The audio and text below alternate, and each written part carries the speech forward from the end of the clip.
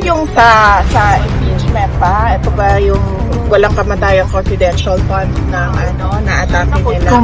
Well, hindi ko masagot yan because as we speak, hindi namin alam how they handle the chain of evidence talaga. Hindi natin alam kung ilan pa man ng Office of the Vice President at this point. Hindi natin alam. May mga kakaibang pangalan na naman na nabisto sa listahan ng mga tumanggap ng confidential funds ni Vice President Sara Duterte. Bukod sa mga naunang katunog ng chichirya at prutas, meron na naman ngayong Team Grocery na kapangalan ng karne at isda. Tila naisahan na naman umano ang taong bayan sa mga di umano'y anomalya ng opisina ng OVP na pinamumunuan ni Vice President Sara Duterte. Ang masaklap, pera pa umano ng taong bayan ang di umano'y winawaldas ng bise. Narito ang buong detalye. Ngunit bago tayo magpatuloy, huwag kalimutang i-like, share, subscribe, and click the notification bell for more updates and for more upcoming videos. Maraming salamat!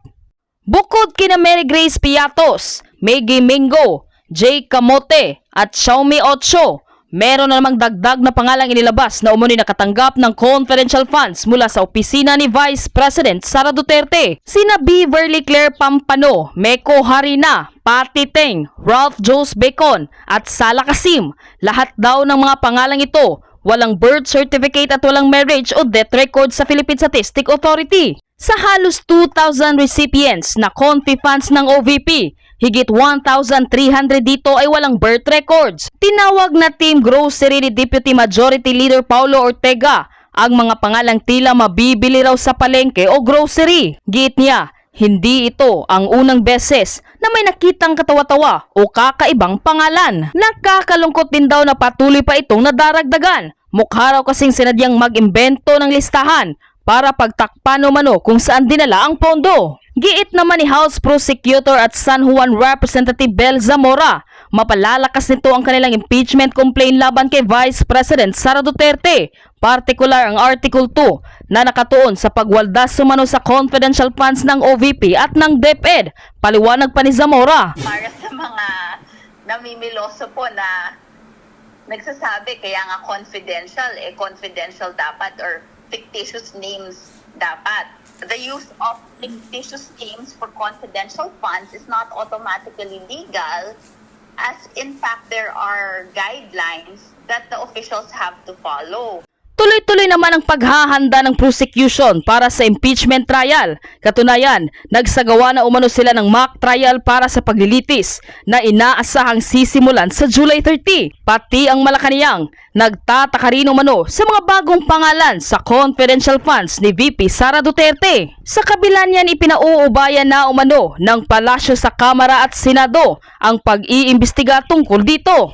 At ito po ang good news natin sa araw na ito. Unang tanong, Maaari na po tayong tumanggap ng katanungan mula sa inyo. unang tanong po kay Clisel Pardilla, PTV.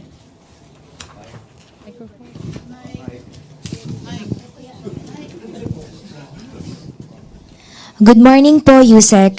Yusek, how does the administration anticipate the reduced transport time from Cavitex to SLEX impact food prices, particularly rice from Calabarzon and other essential goods? Thank you. Well, anyway, if we can reduce the travel time, it will definitely also reduce the fuel consumption.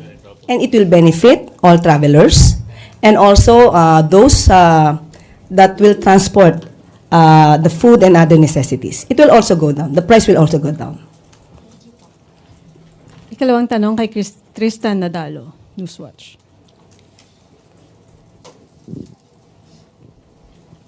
Hi, Yusek. Good morning po. Morning po. Okay. Yusek, sa isang interview po kay ICC spokesperson Fadil Abdallah, he thanked the Philippine government for showing commitment to international accountability mechanisms, and they also urge all countries, including the Philippines, to join or rejoin the Rome Statute. So how does Malacanang want to respond to this statement from the ICC spokesperson? Opo, nagpasalamat po sila sa ating nagawa. Kung ang nagsalita mismo po ay mula sa ICC, ipinapalagay natin ang ating naging pakikipagtulungan sa Interpol at ang ating i-implement ng ating batas na RA 9851 ay walang nilalabag na batas. Sumasang-ayon ang ICC na ang pag-surrender natin sa dating Pangulong Duterte ay naaayon din sa kanilang batas o rules. At gusto ko lamang idagdag dito, kasi kung sila ay sumasang-ayon sa ating naisagawa, kamakailan lamang ay nabanggit din po ni Benito Ranque, yung co-convenor ng Bring PRRD Home. Siya mismo po ang nagsabi, and I quote, dito po sa news po na sinulat po ni Cheng Ordonez ng Daily Tribune. Ang sabi po dito, Benito Ranque, co-convenor of the Bring PRRD Home movement, revealed that former President Rodrigo Roa Duterte was informed in advance of the arrest warrant issued against him by the International Criminal Court. Ranque said Duterte was urged to remain in Hong Kong under China's protection, but he rejected the plan, choosing instead to return to the Philippines and face the charges. I know what I'm doing, let them arrest me, Duterte was quoted as saying by one of his advisors. So, ibig pong sabihin nito, hindi po at walang katotohanan ang sinasabing warrantless arrest kay dating Pangulong Duterte. Ibig pong sabihin nito, alam po niya, ayon sa kanyang, ayon kay co-convenor ng Bring PRRD Home na si Mr. Benito Ranque, alam daw niya na may warrant of arrest at handa siyang harapin ang kanyang kaso. So paano po natin masasabi ngayon na mayroong kidnapping at may extra rendition? Ito po'y naaayon mismo sa kanilang kakampi na si Benito Ranque. Kaya sa aming tingin, ang administrasyon ay wala po nilabag na batas. At yun din po ang nakikita nating pananaw ng ICC. Just a follow-up lang po, Yusek. Yun po, what's stopping the Marcos administration to rejoin the ICC? Ano po ba ang iniintay nating indicators for us to go back to the Rome Statute? And second po, sabi lang din ng ICC spokesperson, a freeze order on Duterte's asset may be released at any time, at any stage of the proceedings. May coordination na po ba with other government agencies when it comes to how do we go about this kind of order? As we speak, we have not yet discussed any plan of rejoining the ICC. Yung hindi po natin nakausap ang Pangulo, tinanong po natin yan ng personal at siya'y ngumiti lamang at sasabihin ko daw dapat na wala pa talaga na pag-uusapan patungkol doon.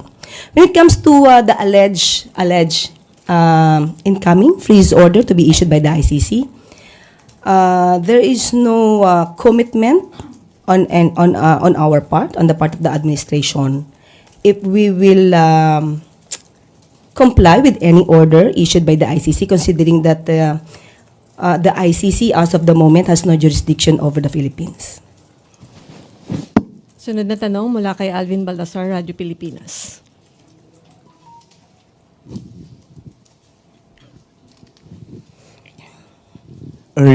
Yusek, pwede pong baka masyado ring advance, pero kung sakasakali man na mahatulang guilty ang dating presidente, ano mangyayari doon sa benefits niya na tinatanggap as former president? And just to educate us, Yusek, ano po ba yung benefits ng mga naging dating presidente ng Pilipinas? Ang benepisyo po ng Pangulo, ng dating Pangulo, magkakaroon po sila ng pension for life. Dati po ay 40,000 way back 1967. Pero ngayon po sa panahon po ni dating Pangulong Cory Aquino, ito po ay itinaas sa 96,000 pesos po na pension. At tax-free po yun. Kung pag-uusapan po natin kung magkakaroon man ng decision ng ICC, unang-una napaka-hypothetical. If ever man na ito ay papabor, wala tayong pag-uusapan tungkol sa anumang forfeiture of benefits. Kung ito naman po ay hindi papabor kay dating Pangulong Duterte, at kailangan pa rin po ng isang order mula sa korte dahil as of now, sabi nga po natin, ay wala pong jurisdiction ang ICC sa Pilipinas. So, maaari po siguro, hindi po natin alam kung kailan matatapos ang kaso. At hindi po natin alam kung sa ngayong kasalukuyan o sa susunod na magiging presidente po. You said clarification lang doon sa 96,000 pension. Monthly ba yun or Sa aking pagkakaalam po ay annual. annual? I-check ko lang po Parang monthly, sorry, monthly. Monthly, okay. Yes, monthly. Thank you po, Yusek. Ano yan dati po yung sa 5059 na batas. So ngayon po nag-increase po ng 96,000. Salamat po, Yusek. Sunod po mula kay Leth Narciso DZRH.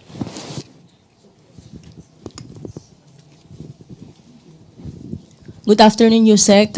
Sabi po ng mga magsasaka sa Nueva Ecija, hindi pa daw makapamili ng palay ang NFA dahil puno pa yung kanilang mga bodega. Ano pong direktiba ni Pangulo tungkol dito? Okay. Kinausap po natin si Yusek Larry Ignacio at ang sabi po niya ay wala naman daw pong bodega na punong-puno na. At lahat po na magbebenta ng farmers, kailangan lamang po talagang pumila dahil peak season po ngayon. At may mga magsasaka po na nauna, na nagpalista. At uunahin po lahat yan. Kung kukulangin man daw po ang bodega, magre-rent po sila, ang NFA. So lahat po na magbebenta na farmer, kung sila po ay may pagkakataon na hintayin ang kanilang turn, bibilin po ito ng NFA. Hindi po natin tatanggihan ang lahat ng bebenta ng farmers. At sinabi po sa atin, sa ngayon po, ang bilihan po kapag ka fresh ay 19 pesos kada kilo sa regions 1, 2, 3 at the rest po ay 18 pesos pagka fresh. At parang 24 pesos kada kilo naman pag dry. So kung meron pong panahon talaga mga farmers natin na pumila, bibilin po ito sa ating NFA warehouse. Ano po bang update dun sa nauna po ninyong anunsyo na sinabi ng DA o ng NFA na pwedeng utangin muna para nga ma-release yung mga bigas? Kokonti po ba ang bumibiling LGU? As of the moment, wala po tayong records kung ilang LGUs na po ang nag-avail ng makautang para po magkaroon po sila ng supply ng ating mga bigas. Kapag ka po nakausap kong muli si Yusek Larry Ignacio, tatanungin po natin ang pinaka-detalye po dito. Sunod po mula kay Eileen Taliping, Abante. Good afternoon, Yusek.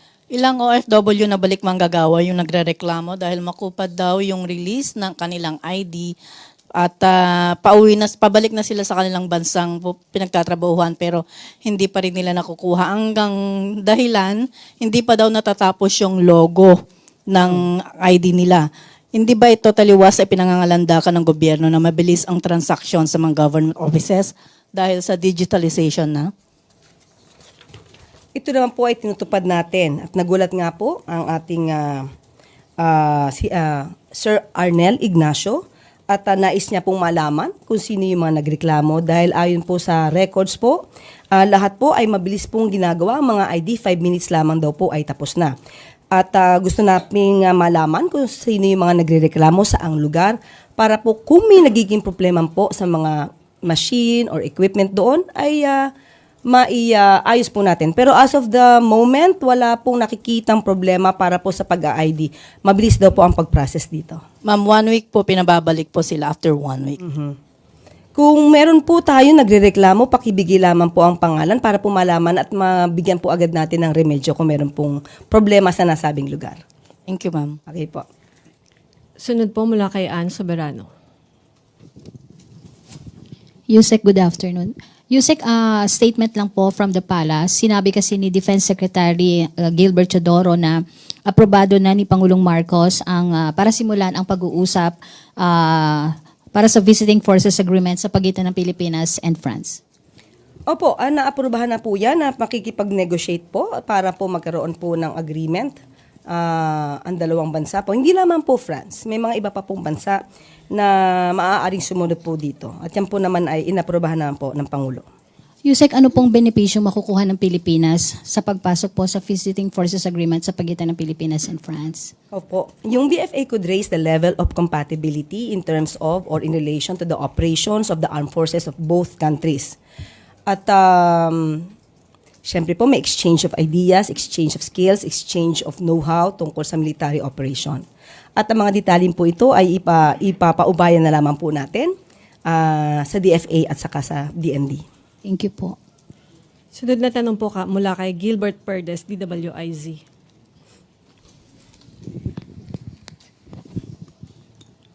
Magandang hapon po, Yusek. May nilulunsad pong global campaign, yung ilang grupo ng mga OFW po, particular yung Maisog Croatia sa Europa, kung saan ikakasa daw po nila yung Zero Remittance Week mula March 28 hanggang April 4. Parte daw po ito ng kanilang kampanya para po maibalik sa bansa si dating Pangulong Duterte. Ano pong reaksyon ng Malacanang dito, lalo na't may potential po itong epekto sa ekonomiya ng bansa, at syempre malaking parte po ng GDP ng bansa ay mula ho sa remittances ho ng mga OFW. Of course, mas gugustuhin po natin na maging mahinahon ang bawat Pilipino sa ganitong klaseng issue. Sana po ay malaman din po nila na ang pamahalaan at ng gobyerno ay tumutupad lamang sa ating batas. At may mga Pilipino rin naman po na nagreklamo, nag-file ng complaint laban sa dating Pangulong Duterte. Sana'y maging patas din po sila sa kanilang pananaw para po maibsan, no, ang anumang pwedeng kahinatnan ng kanilang gagawin.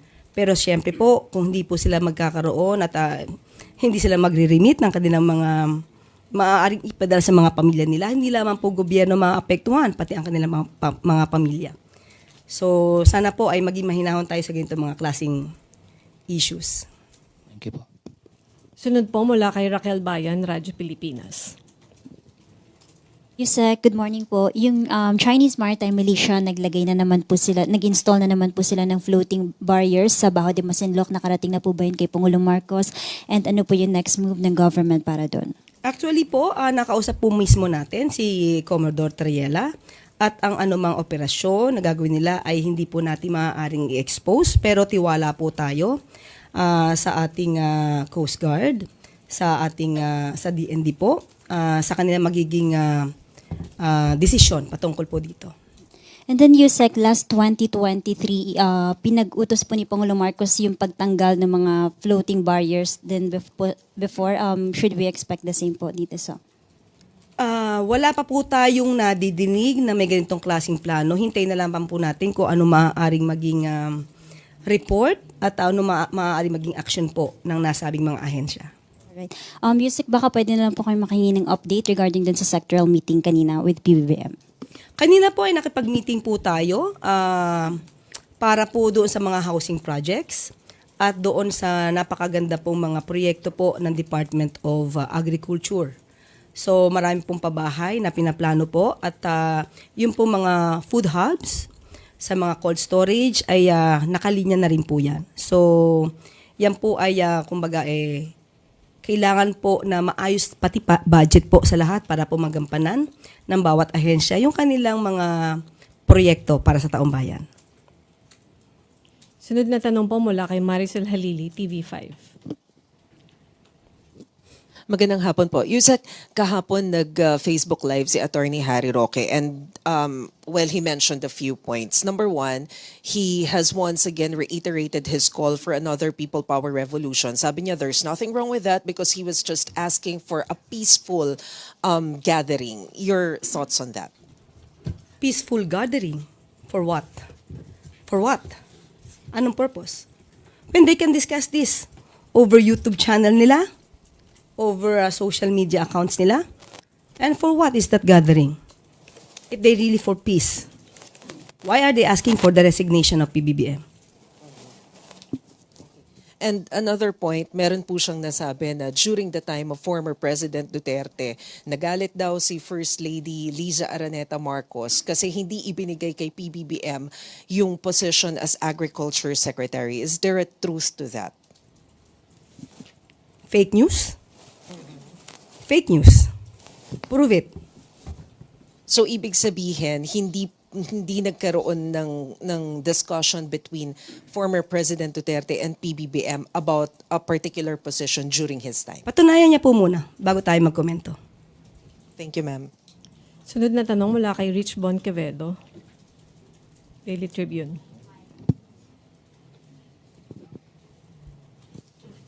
Good afternoon po, Yusek. Yes po. Following the photo of the First Lady which went viral over the weekend for allegedly being edited. On Sunday evening, she posted a new family photo, like she usually does. And now netizens are pointing out naman po that it's President Marcos who is allegedly now edited in the photo. What is Malacanang's take on this, since the photo po was posted on the First Lady's Facebook page? Nakakatawa po. Una, sino po ba nagsabing edited? Di po ba kung sila yung nagsasabing edited, i-prove nila na edited? Nandun po ba sila sa okasyon? Kasama po ba sila doon? Noong mga araw na yun ay nandun pa sila sa nasabing venue? Kung sino ang nagsasabi na lahat ay edited, sila po magpakita ng ebidensya. Follow up lang po, Yusek. Is there any reports po na nakakarating sa inyo or kay President Marcos na they are being now targeted for fake news? Parang it's moving up na po in the family, to the family. Sino po ang target? The first family po. Any members like President Marcos and the First Lady? Ang tinatarget ng fake news? May nakakarating na po ba sa inyo na they are being targeted? I mean, Ever since, tinatarget na sila ng fake news. Hindi to bago. Simula nang hindi naging maayos ang pagtingin ni VP Sara sa pamilya Marcos, nag-start na po ang fake news. thank you po, Yusek. Follow-up question po mula kay Ivan Mayrina, GMA. Yusek, is that an allegation that the fake news or whatever propaganda against the first family is being carried out by supporters of VP Sara? Kasi nabanggit nyo ho, since hindi na sila naging okay, saka po nagsimula yung pagtatarget sa first family ng ganito mga negatibong posts. There is this study made by Mr. Balbedina, a journalist. He made this study that there is this country with the network that really propagate negative news or info or misinformation specifically against the president and favoring the vice president. That's it. And what do we make of that statement of yours, Yusek? Are we directly accusing the vice president or the Duterte family as being behind? I am not accusing propaganda? anybody, but a lot of people are propagating misinformation against the president and the country. Yusek, nakakausap niyo ho ba ang Pangulo tungkol sa, or does he even read social media posts tungkol po sa current state of affairs right now as we speak, sa ngayon pong current political situation natin? May mga pagkakataon na What are his thoughts on it? niya. Fake news ang iba. Ganon. Fake news. Kaya po tayo nandito para labanan yung mga fake news. Yan din po yung naging una nating naging trabaho. Kalabanin ang fake news. But does he view this with concern, with sadness perhaps? Ano ho ang pakiramdam ng Pangulo sa estado ng social media sa ngayon? In a way, he is slightly affected. So that's why they asked the PCO to do its job to counter fake news. Not only for himself, but for the country.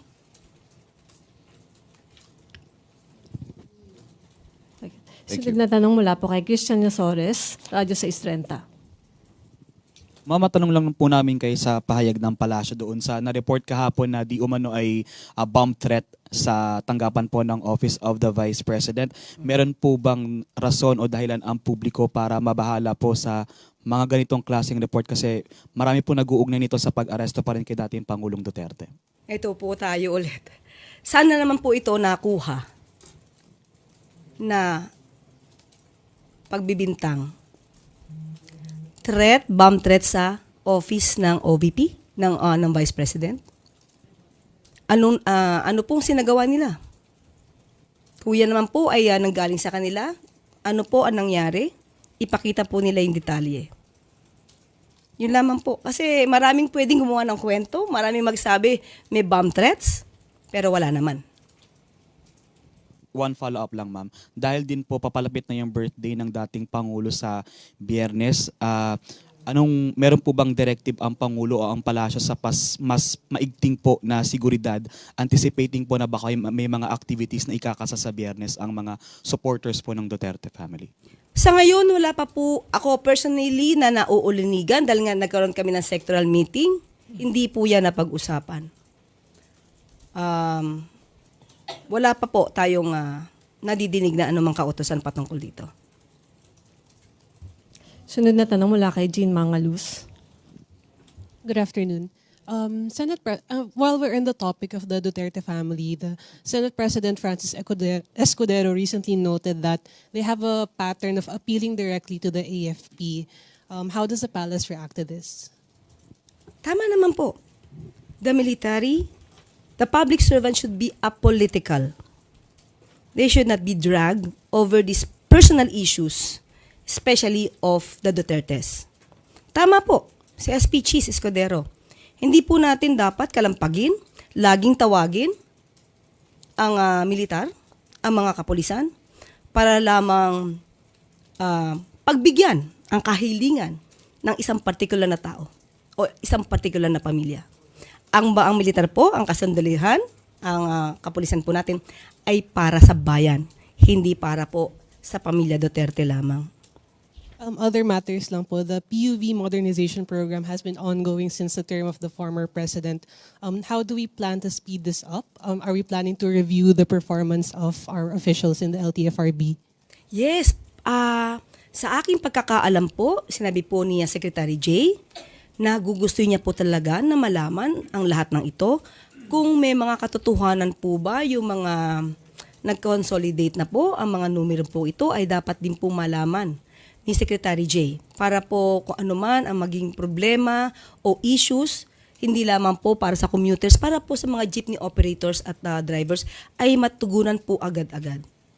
But will the palace review the performance of LTFRB officials who were responsible for getting these numbers? I have not received any info about that.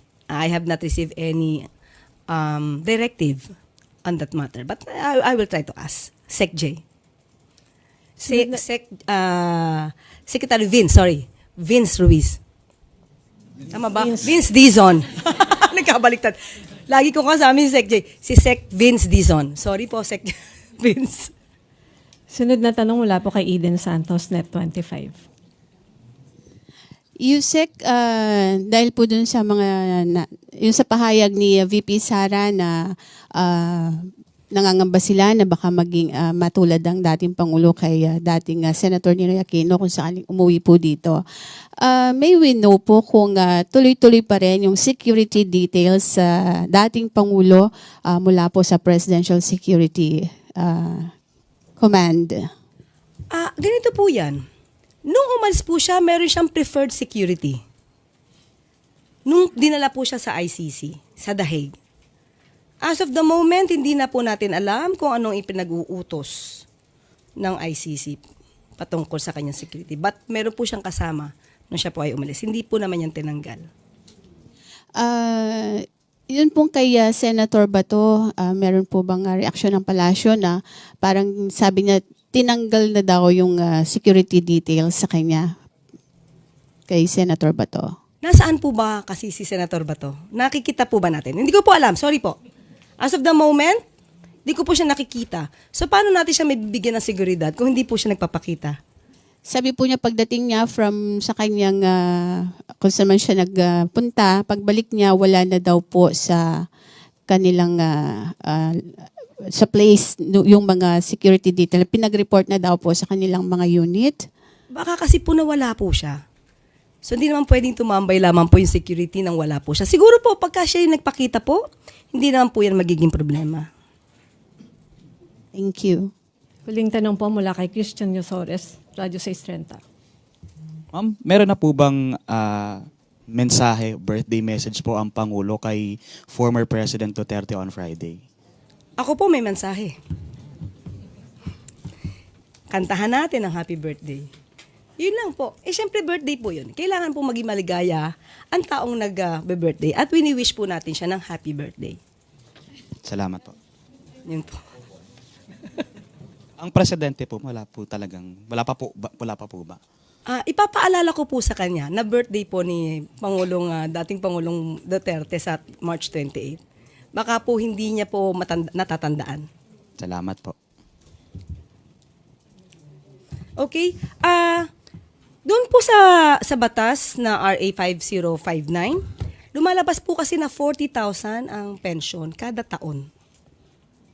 Yes, that's 1967. So, ni-raise lamang po siya sa, kung di ako nagkakamali, is 96,000.